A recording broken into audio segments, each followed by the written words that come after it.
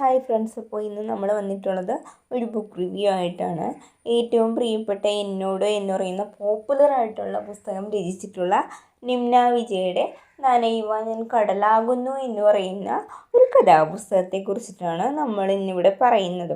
അതായത് നിമ്ന വിജയുടെ ജീവിതത്തിൽ അപ്രതീക്ഷിതമായിട്ട് കണ്ടുമുട്ടിയ ആൾക്കാർ, മനസ്സിനെ ഏറ്റവും കൂടുതൽ സ്വാധീനിച്ച വ്യക്തികൾ, അവൾ ജീവിതത്തിൽ നിന്ന് ഉൾക്കൊണ്ട പാഠങ്ങൾ ഒക്കെയാണ് ഈ കഥകളിലൂടെ പറയുന്നത്. 33 കഥകളിലൂടെയാണ് ഈ പുസ്തകം കടന്നു പോകുന്നത്. ഏറ്റവും പ്രിയപ്പെട്ട എന്നോട് എന്ന് പറയുമ്പോൾ അത് 23 വയസ്സുള്ള അതിഥി എന്ന് പറയുന്ന ഒരു പെൺകുട്ടിയുടെ ജീവിതയാത്രയാണെന്ന് നമുക്കറിയാം. അവിടെ ഒരു വെസ്റ്റേൺ ലൈഫ് സ്റ്റൈൽ, ഒരു മോഡേൺ ലൈഫ് സ്റ്റൈലാണ് നമ്മൾ കണ്ടത്. പക്ഷെ അതിൽ നിന്നും പക്കാ ഡിഫറെൻ്റായിട്ട് തനി നാട്ടിൻ പുറത്തുള്ള ജീവിതങ്ങളാണ് ഈ നനയുവാൻ ഞാൻ കടലാകുന്നു എന്ന് പറയുന്ന കഥകളിലുടനീളം നമുക്ക് കാണാനായിട്ട് സാധിക്കുന്നത്. പുസ്തകത്തെക്കുറിച്ച് കൂടുതൽ പറയുകയാണെന്നുണ്ടെങ്കിൽ 299 രൂപയാണ് ഇതിൻ്റെ വില. ഞാൻ ഫ്ലിപ്കാർട്ട് വഴിയാണ് ഇത് ഓർഡർ ചെയ്തിട്ടുള്ളത്. 168ഓളം പേജുകളാണ് ഇതിലുള്ളത്. 33 കഥകൾക്കും 33 ഡിഫറെൻ്റ് ആയിട്ടുള്ള ടൈറ്റിലുകൾ, തലക്കെട്ടുകൾ നമുക്ക് കാണാനായിട്ട് സാധിക്കും. വളരെ ലളിതമായിട്ടുള്ള ഭാഷയിൽ സാധാരണക്കാരുടെ ജീവിതമാണ് നിമ്ന വിജയ് ഈ കഥകളിലൂടെ ഉടനീളം പറയുന്നത്. അപ്പോൾ ഈ 33 കഥകൾ എന്ന് പറയുമ്പോൾ അതിൽ ഡിസ്കസ് ചെയ്യുന്ന പ്രധാനപ്പെട്ട 2 തീമുകളാണ്. ഒന്ന് ഗൃഹാതുരത്വം അല്ലെങ്കിൽ ഓർമ്മകൾ എന്നുള്ളത്, 2 മനുഷ്യബന്ധങ്ങൾ എന്നുള്ളതും. ഓരോരോ വ്യക്തികൾ എങ്ങനെയാണ് നിമ്ന വിജയുടെ ജീവിതത്തിൽ സ്വാധീനം ചെലുത്തിയിട്ടുള്ളത് എന്നുള്ളതാണ് പ്രധാനമായിട്ടും പറയുന്നത്. അപ്പോൾ ആദ്യം നമുക്ക് മനുഷ്യബന്ധങ്ങൾ എന്ന് പറയുന്ന ആ ഒരു ഭാഗം നമുക്ക് ഡിസ്കസ് ചെയ്യാം. മനുഷ്യബന്ധങ്ങളെക്കുറിച്ച് പറയുമ്പോൾ മനുഷ്യബന്ധങ്ങളുടെ ഉള്ളുലക്കുന്ന ഒരു സംഭവമാണ് മരണം എന്ന് പറയുന്നത്. രംഗബോധമില്ലാത്ത കോമാളിയാണ് മരണം എന്ന് പറയുന്നത് എത്രയോ സത്യമാണ്. കാരണം മരണം എന്ന് പറയുന്ന ഒരു യാഥാർത്ഥ്യത്തെ നമുക്ക് ആർക്കും തടുത്തു നിർത്താനായിട്ട് കഴിയത്തില്ല. അപ്പോൾ നമുക്ക് ഏറ്റവും കൂടുതൽ പ്രിയപ്പെട്ടവർ അല്ലെങ്കിൽ നമ്മളോട് ഏറ്റവും കൂടുതൽ ചേർന്ന് നിൽക്കുന്ന ആരെങ്കിലും മരണപ്പെടുമ്പോഴാണ് മരണത്തിൻ്റെ ആഴവും ഭീകരതയും വേദനയൊക്കെ നമുക്ക് മനസ്സിലാവുന്നത്. അതിന് ഉദാഹരണമായിട്ട് പറയുന്നത് നിമ്ന വിജയുടെ അച്ഛൻ്റെ മരണം തന്നെയാണ്. അതുകൂടാതെ നിമ്ന വിജയുടെ ഏറ്റവും പ്രിയപ്പെട്ട, തനിക്ക് സ്നേഹവും വാത്സല്യവും കരുതലൊക്കെ തന്ന ജെനി എന്ന് പറയുന്ന കൂട്ടുകാരിനെ കുറിച്ച് പറയുന്നുണ്ട്. അപ്പോൾ അവൾ പറയുന്നുണ്ട്, നമുക്ക് ഇത്തരത്തിൽ സ്നേഹം വിളമ്പാനും നമ്മളെ കരുതാനും നമുക്ക് സ്വാതന്ത്ര്യത്തിൻ്റെ വാതിലുകൾ തുറന്നിട്ട് തരാനൊക്കെ ഒരുപാട് സൗഹൃദങ്ങളാണ് ഉള്ളത്. അപ്പോൾ അങ്ങനെ വരുമ്പോൾ നമ്മൾ എന്തിനാണ് പുതിയ ആകാശത്തിലേക്ക് പറക്കാനായിട്ട് മടി കാണിക്കുന്നത് എന്നുള്ളത്. നമ്മുടെ കഴിഞ്ഞ സൗഹൃദത്തിൽ ഒരു പക്ഷേ നമുക്ക് ഒരുപാട് ബിറ്ററായിട്ടുള്ള എക്സ്പീരിയൻസ് ഉണ്ടായിട്ടുണ്ടാവും എന്ന് വിചാരിച്ചിട്ട് പുതിയ ആകാശത്തിലേക്ക് പറക്കാൻ യാതൊരു കാരണവശാലും മടി കാണിക്കേണ്ടതില്ല എന്നാണ് നിമ്ന വിജയ് പറഞ്ഞു വയ്ക്കുന്നത്. അടുത്തതൊരു ട്രെയിൻ യാത്രേനെ കുറിച്ചിട്ടാണ് പറയുന്നത്. അമ്പലത്തിലേക്ക് പോകുന്ന വഴിയുള്ള ഒരു ട്രെയിൻ യാത്ര. പട്ടുപാവാട ഇട്ട് പോയതും അമ്മയുടെ മടിയിൽ നിന്ന് ചോറുണ്ടതും ഏട്ടനുമായിട്ട് തല്ലുടിച്ചതെല്ലാം ഇതിൽ പറയുന്നുണ്ട്. അപ്പോൾ ആ ഒരു സന്ദർഭത്തിലാണ് അവൾ തിരിച്ചറിയുന്നത് കുട്ടിക്കാലമാണ് ഏറ്റവും മനോഹരമായ കാലമെന്ന് മനസ്സിലാക്കിയത് മുതിർന്നപ്പോഴാണ്. കുട്ടിക്കാലത്ത് അനുഭവിച്ച പല സൗഭാഗ്യങ്ങളും നഷ്ടമായി തുടങ്ങിയത് വലുതായപ്പോഴാണ് എന്ന് തിരിച്ചറിയുന്നുണ്ട് നിമ്ന വിജയ്. അപ്പോൾ പിന്നെ പറയുന്നത് നമ്മളുടെ ഓരോ യാത്രയും മനോഹരമാക്കുന്നത് നമ്മൾ പോകുന്ന ഇടങ്ങളല്ല, നമുക്ക് കൂടെ കൂട്ടുന്ന മനുഷ്യരാണ് എന്നുള്ളതാണ്. ജീവിതത്തിലാണെങ്കിലും അങ്ങനെയൊക്കെ തന്നെയാണ്. ജീവിതയാത്ര കുറേ കൂടി സന്തോഷം ഉള്ളതാവണമെങ്കിൽ, അല്ലെങ്കിൽ ഒരുപാട് സമാധാനവും സന്തോഷവും സ്നേഹമൊക്കെ നമുക്ക് കിട്ടണം എന്നുണ്ടെങ്കിൽ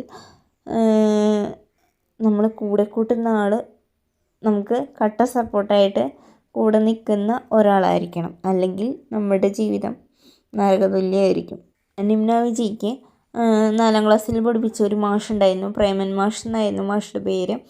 ആ മാഷെ കാണിക്കാനാണ് നിമ്ന വിജയ് കവിതകൾ എഴുതി കൂട്ടിയിരുന്നത്. ചെറുപ്പത്തിലെ കവിതകൾ എഴുതിയിട്ടാണ് നിമ്ന വിജയുടെ എഴുത്തിൻ്റെ തുടക്കം. അങ്ങനെ എഴുതി എഴുതി എഴുതി സാഹിത്യത്തിൻ്റെ ഒരു ലോകം പരിചയപ്പെടുത്തിയ പ്രേമൻ മാഷെ സ്മരിക്കുന്നുണ്ട്. ഏറ്റവും ലാസ്റ്റ് കഥയുടെ അവസാനം അവൾ ചോദിക്കുന്നുണ്ട്, അക്ഷരങ്ങളുടെ ഒരു ലോകം എനിക്കായി തുറന്നിട്ട് തന്നിട്ട് എവിടേക്കാണ് മാഷെ നിങ്ങൾ പോയതെന്ന്. അപ്പോൾ ഇത്രയും വലിയ നോവലിസ്റ്റായിട്ടും ആ മാഷോടുള്ളൊരു സ്നേഹവും നന്ദിയും കടപ്പാടൊന്നും ഈ നിമ്ന വിജയ് മറന്നിട്ടില്ല എന്നുള്ളതിന് തെളിവാണ് ഈ ഒരു കഥ. അടുത്തതായിട്ട് നിമ്ന വിജയ് ഒരു ദിവസം അപ്രതീക്ഷിതമായിട്ട് കണ്ടുമുട്ടിയ ഒരു ഓട്ടോറിക്ഷ ചേട്ടൻ്റെ കഥ പറയുന്നുണ്ട്. അതായത് വളരെയധികം ദുഃഖവും ദുരിതവും സങ്കടങ്ങളൊക്കെ അനുഭവിക്കുന്ന മനുഷ്യൻ നമ്മളെ കാണുമ്പോൾ ചിരിച്ചു കാണിക്കുന്നു. അതായത് പുഞ്ചിരി എന്ന് പറയുന്നത് പലപ്പോഴും ഒരു മുഖംമൂടിയാക്കുന്നു എന്നുള്ളൊരു വാസ്തവമാണ് ഈ കഥയിലൂടെ പറയുന്നത്. അതായത് ഈ ചേട്ടനാണെങ്കിൽ പ്രേമിച്ച് കല്യാണം കഴിക്കുന്നു, ഭാര്യയാണ്, കുട്ടി ഉണ്ടാകുന്നു, മകളെ പഠിപ്പിക്കുന്നു. അതിൻ്റെ ഇടയ്ക്ക് ഭാര്യയ്ക്ക് അസുഖം വരുന്നു.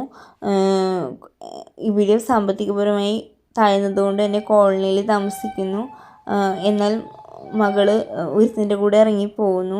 അത് കഴിഞ്ഞ് കുറച്ച് നാൾ കഴിയുമ്പോൾ ഒരു കുട്ടിയുമായിട്ട് മോള് വന്ന് നിൽക്കുന്നു. അപ്പോൾ ഇങ്ങനെ ഒരുപാട് പൊള്ളുന്ന യാഥാർത്ഥ്യങ്ങളുടെ നടുവിൽ നിൽക്കുന്ന ആ ചേട്ടൻ, ഒരുപാട് ആത്മസംഘർഷങ്ങൾ ചുമക്കുന്ന ആ ചേട്ടൻ ആണ് എന്നെ ഇപ്പോൾ നോക്കി ചിരിക്കുന്നത്. അപ്പോൾ ആ ചേട്ടൻ അനുഭവിക്കുന്ന വേദന എത്രത്തോളമാണ് എന്ന് തിരിച്ചറിയാണ് നിമ്ന വിജയ്.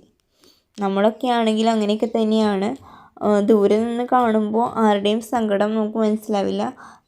അവരുടെ ഉള്ളറിയുമ്പോഴാണ് നമുക്ക് ശരിക്കും അവരുടെ ആ ഒരു വേദനയുടെ ഡെപ്ത് തിരിച്ചറിയാനായിട്ട് സാധിക്കുന്നത്. കുട്ടിക്കാലത്ത് നമ്മൾ ഭയങ്കര നിഷ്കളങ്കരായിരിക്കും. സത്യമാണോ കള്ളമാണോ ഒന്നും നമുക്കറിയില്ല. അപ്പോൾ അങ്ങനെ ഒരുപാട് വിശ്വാസങ്ങൾ നമുക്കുണ്ടായിരിക്കും. ഇപ്പം ഭക്ഷണം കഴിക്കാൻ മടിയുള്ള ഒരു കുട്ടിയോട് എന്താ പടവലങ്ങ തിന്നാൽ മുടി വളരും, കായ് തിന്നാൽ സ്വർണ്ണ നിറം വരും എന്നൊക്കെ പറയും. എന്നോട് പറഞ്ഞിട്ടുണ്ട് കേട്ടോ. അപ്പോൾ അതുകൊണ്ട് പറഞ്ഞതാണ്. അത്തരത്തിൽ നിമ്ന വിജയ്ക്ക് ഉള്ളൊരു വിശ്വാസമായിരുന്നു കുഞ്ഞിലെ പുളുങ്കുരു തിന്നാൽ മൂക്കിൽ പുളിയുടെ മരം വളരും എന്നുള്ളത്. അപ്പോൾ പുളുങ്കുരു കഴിച്ചിട്ട് എന്നും കണ്ണാടിയുടെ മുമ്പിൽ പോയി നോക്കും അത്ര. അപ്പോൾ അങ്ങനൊരു വിശ്വാസം ഉണ്ടായിരുന്നു.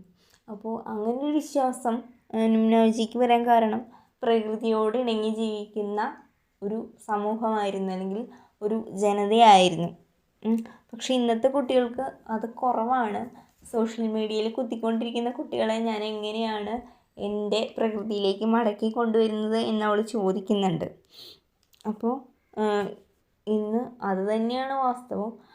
മനുഷ്യൻ ജീവിക്കുന്നുണ്ട്, അത് പ്രകൃതിയായിട്ടല്ല, അത് സോഷ്യൽ മീഡിയ ആയിട്ടാണ്. ഒരു യന്ത്രത്തിൻ്റെ സഹായത്തോടു കൂടി, അല്ലെങ്കിൽ വളരെയധികം ജീവിതം യാന്ത്രികമായി കൊണ്ടിരിക്കുന്നു എന്നുള്ള ഒരു വാസ്തവമാണ് ഇവിടെ പറഞ്ഞു വയ്ക്കുന്നത്. നിമ്ന വിജയുടെ അച്ഛനെ കുറിച്ചിട്ട് പറയുന്നുണ്ട്. അതായത് നിമ്ന വിജയുടെ ഓരോ വളർച്ചയുടെ ഓരോ ഘട്ടത്തിലും ഓരോ തീരുമാനങ്ങളിലും അച്ഛൻ്റെ ഒരു സ്വാധീനം വളരെ വലുതാണ് എന്ന് പറയുന്നുണ്ട്. അച്ഛൻ കൊടുക്കുന്ന ഒരു ഉപദേശമാണ്, ലോകത്ത് ആർക്കും നിനക്ക് സ്വാതന്ത്ര്യം തരാൻ പറ്റില്ല, അത് നിൻ്റെ ഉള്ളിൽ തന്നെയാണ് നിൻ്റെ സ്വാതന്ത്ര്യം ഉള്ളത്. ആരുടെ അനുവാദത്തിന് നീ കാത്തു നിൽക്കണ്ട, നിൻ്റെ മനസ്സാക്ഷിക്ക് യോജിച്ചത് എന്താണോ അത് നീ ചെയ്യുക എന്ന് പറയുന്ന ഒരു ഉപദേശം നിമ്ന വിജയ്ക്ക് അച്ഛൻ കൊടുക്കുന്നുണ്ട്. കാണുന്ന ദൈവം എന്നാണ് ആ കഥയുടെ പേര്. എനിക്കും അങ്ങനെ ഒരു അച്ഛനെ ഭയങ്കരമായിട്ട് ഇഷ്ടപ്പെട്ടു കേട്ടോ, ഒത്തിരി ഇഷ്ടമായി. പിന്നെ അടുത്തത് അനാഥനായിട്ടുള്ള ഒരു കുട്ടിയെ കാണുമ്പോഴാണ് അനാഥത്തിൻ്റെ ഒരു വേദന നിമ്ന വിജയ് മനസ്സിലാക്കുന്നത്. അതായത് അനാഥനായിട്ടുള്ള ഒരു കുട്ടി വ്യത്യസ്തമായ ചുറ്റുപാടുകളിൽ അപരിചിതരായിട്ടുള്ള ഒരു കൂട്ടം ആളുകളുടെ നടുവിൽ എങ്ങനെയായിരിക്കും ജീവിക്കുക, അവനവിടെ സുഖമായിരിക്കും സന്തോഷമായിരിക്കും എന്നൊക്കെ ആലോചിക്കുന്നുണ്ട്. അപ്പോഴാണ് നിമ്ന വിജയ് പറയുന്നത്, ജീവിതത്തിൽ ആരൊക്കെ നഷ്ടപ്പെട്ടാലും അമ്മ ഇല്ലാതാകുമ്പോഴാണ് ശരിക്കും നമ്മളൊക്കെ അനാഥരാകുന്നത് എന്ന് പറയുന്നുണ്ട്. അടുത്തത് നവമിക്കാലം എന്നാണ്. അതായത് ഈ എഴുത്തിനിരിക്കുന്ന കാലത്ത് നമ്മളൊക്കെ അമ്പലത്തിൽ പോയി പുസ്തകമൊക്കെ എടുത്ത് കുട്ടികളുടെ എത്ര പേര് എഴുത്തിനിരുത്താൻ വന്നിട്ടുണ്ട്, കുട്ടികളുടെ എണ്ണമൊക്കെ എടുത്ത് മണലിൽ എഴുതി ഒക്കെയാണ് പ്രകൃതിയോട് ഇണങ്ങി തന്നെയാണ് ജീവിച്ചിരുന്നത്. പക്ഷേ ഇന്നത്തെ കാലത്ത് കുട്ടികൾ ഇൻസ്റ്റയിൽ തോണ്ടിക്കൊണ്ടിരിക്കുന്ന ആ വിരലുകൾക്ക് അറിയാമോ അങ്ങനെയൊരു നവമിക്കാലം ഉണ്ടായിരുന്നു എന്ന് നിമ്ന വിജയ് ചോദിക്കുന്നുണ്ട്. അപ്പോൾ പണ്ട് അനുഭവിച്ചിരുന്ന പലതും ഇന്ന് കുട്ടികൾക്ക് പതിയെ നഷ്ടമായിക്കൊണ്ടിരിക്കുകയാണ്. പണ്ടത്തെ പല പല രസമുള്ള കാഴ്ചകളും സംഭവങ്ങളും എല്ലാം തന്നെ മങ്ങി മങ്ങി മങ്ങി ഇല്ലാതായിക്കൊണ്ടിരിക്കുകയാണ് എന്നുള്ള ഒരു സത്യം ഇവിടെ പറയുന്നുണ്ട്. ഈ പുസ്തകത്തിൽ എനിക്ക് ഇഷ്ടപ്പെട്ട ചില സംഭവങ്ങളും ചില കഥകളും ചില കാര്യങ്ങളൊക്കെയാണ് നമ്മൾ ഇന്ന് ഈ വീഡിയോയിൽ പറയുന്നത്.